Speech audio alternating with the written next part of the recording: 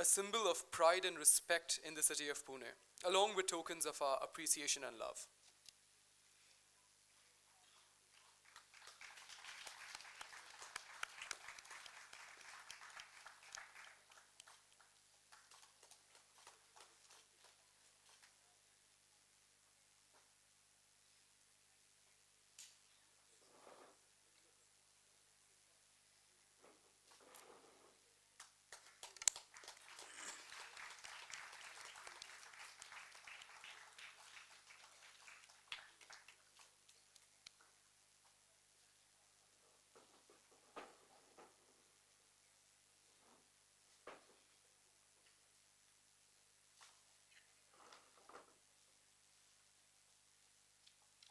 Thank you, sir. At times, mere words don't suffice to introduce a personality of the stature of the likes of Dr. Muzumdar.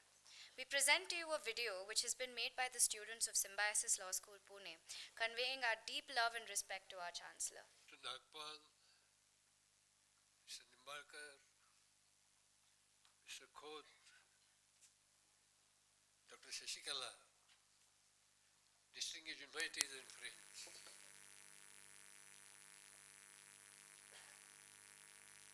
I have been in this hall to preside over many functions and felicitate the guests.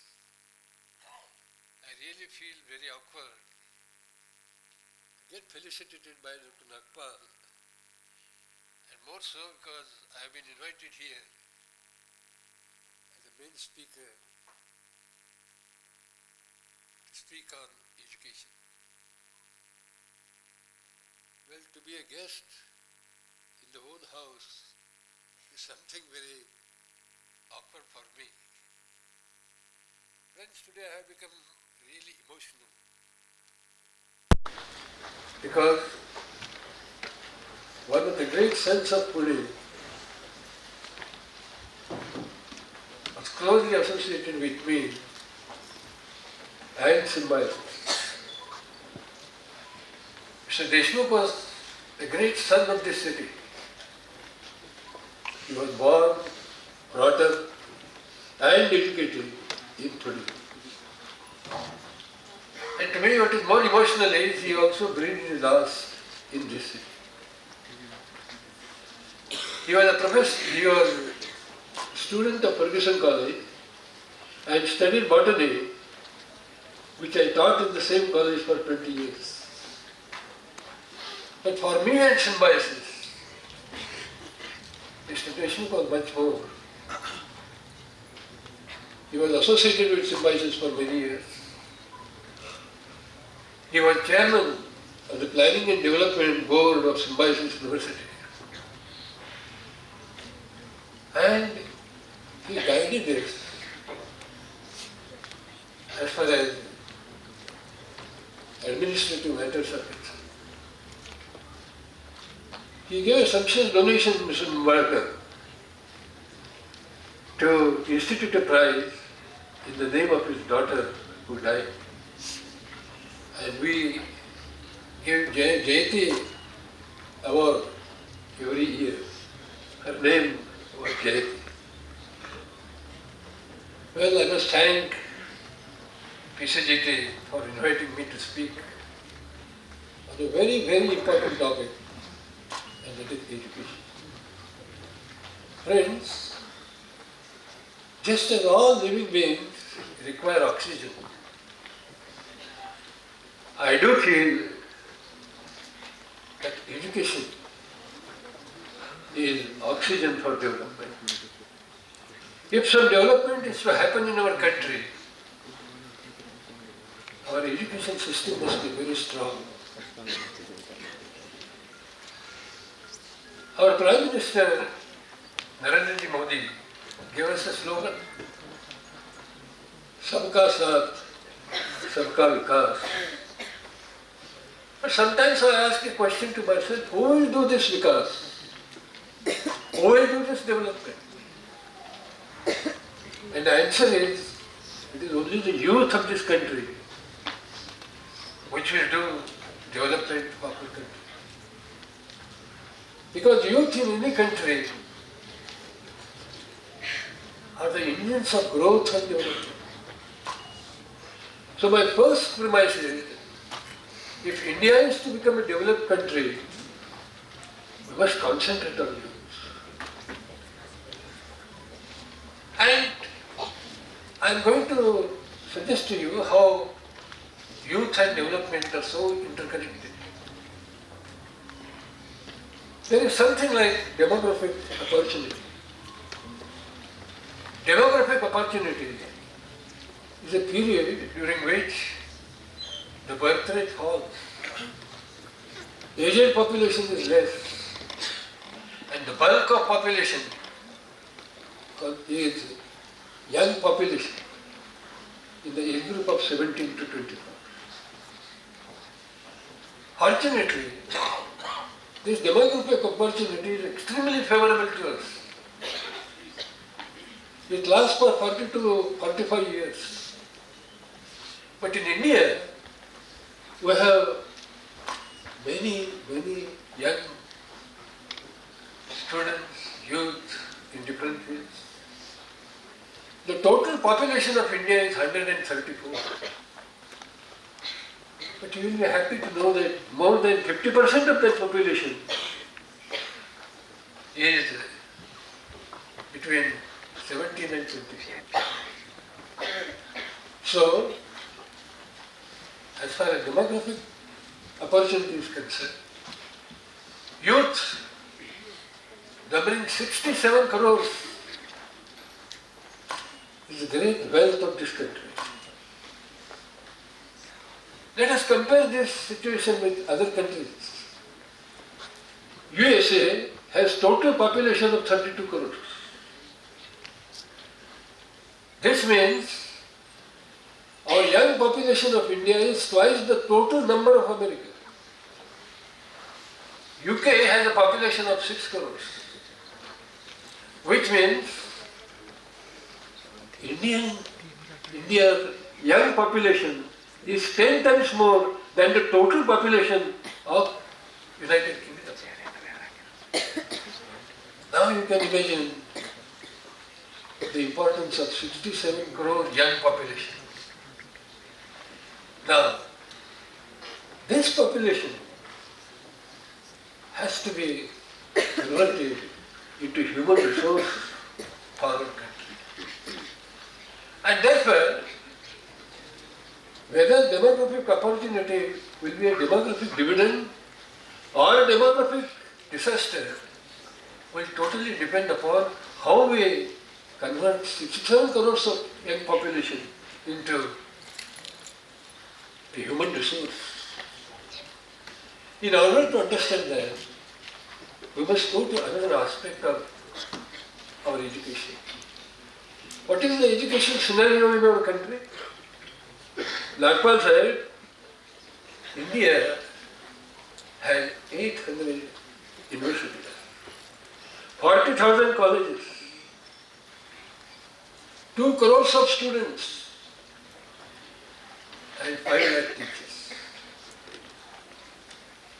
Now, this is the second largest system of education in the world. But there is also another aspect to this, and that is what I call gross enrollment ratio. Gross enrollment ratio means the percentage of youth who are in higher education stream. If you take America, America GER is 85%, UK 88%,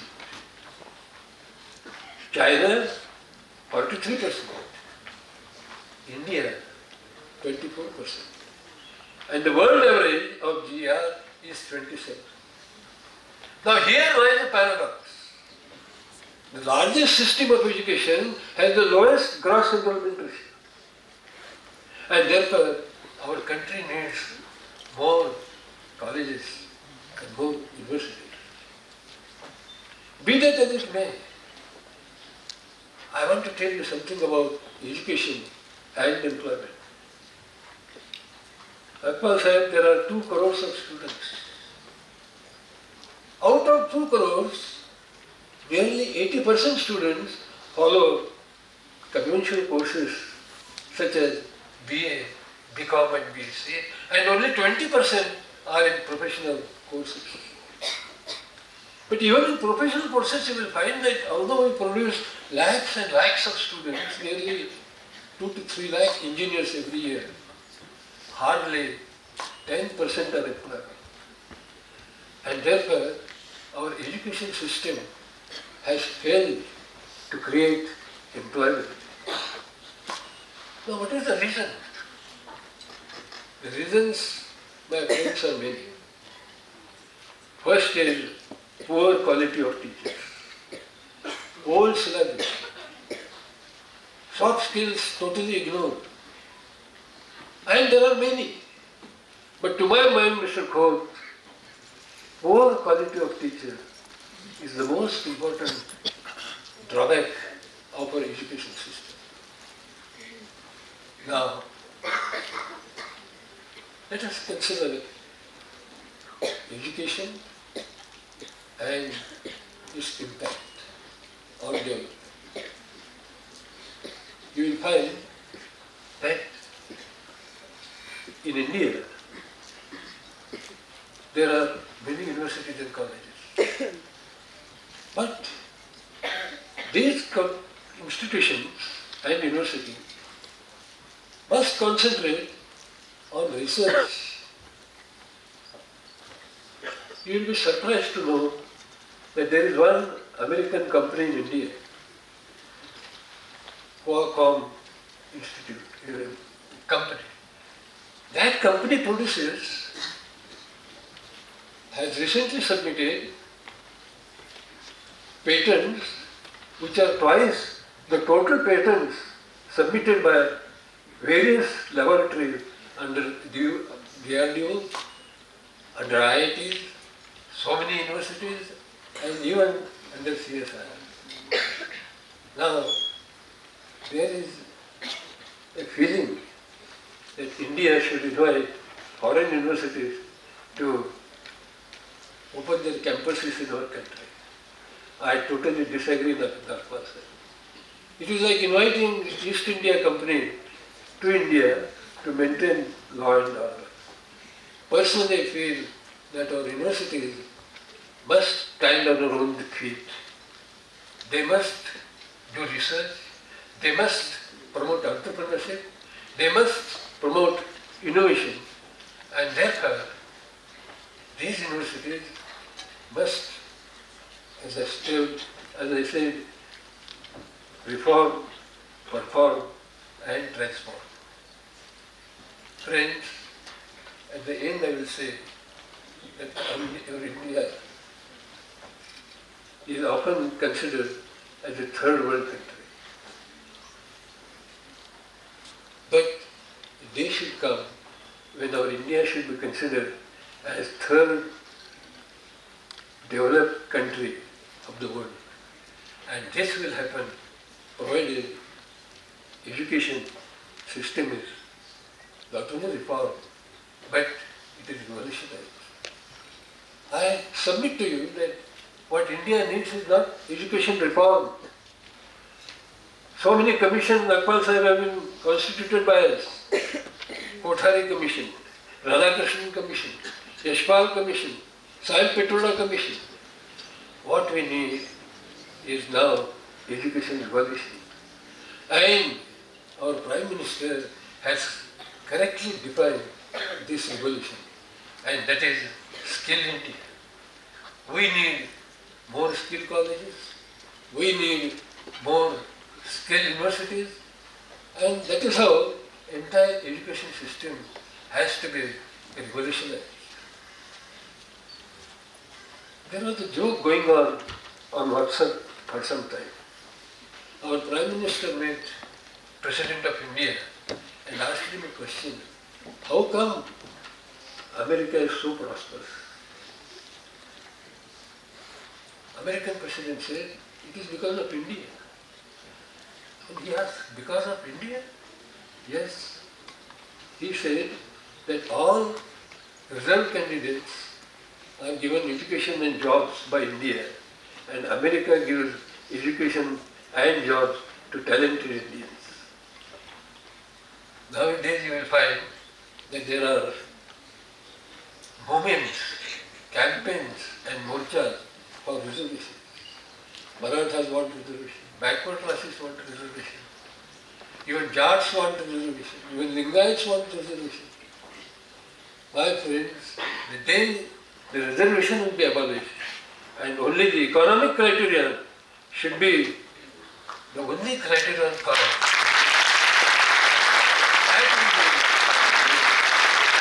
That will be the day when India will march forward and one day, as I told you, will become third developed country of the world. Thank you for your time.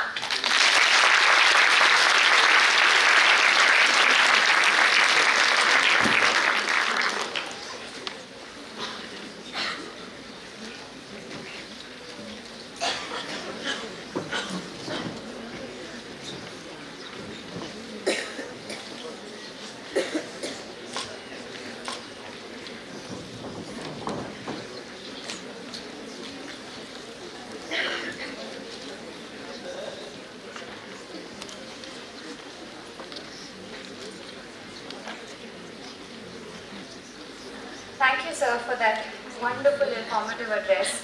I'm sure our students have gained and learned a lot. That brings us a step closer to the end of today's proceedings. And thus, I would like to call upon Mr. S.C. Nagpal, Chairman of the PCGT Pune chapter, to give the concluding remarks.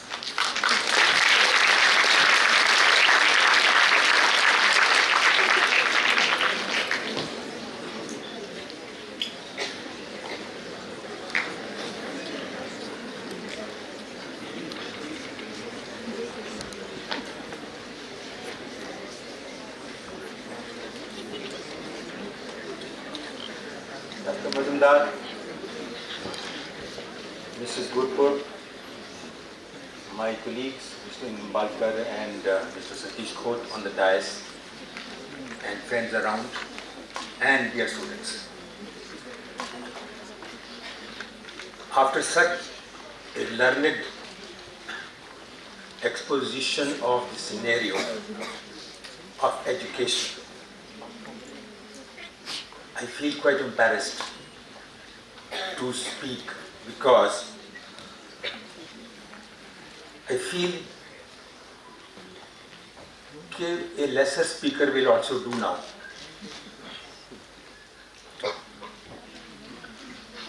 Dr. Majumdar has drawn from his knowledge of the field of education and the scenario as it reflects today in our country and the world,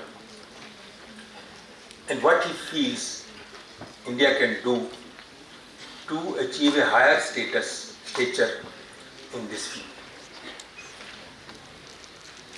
If you can share with me, none of the Indian universities, whatever their caliber may be, reputation may be, figures in the first 10 universities of the world. It is more important that the universities in our country come up to that level to be able to achieve that status. Therefore, his lecture has been illuminating on this front itself as to what we can do and what education has been doing for development in the country over here and elsewhere, and how we can emulate the best practices which are operating in other parts of the world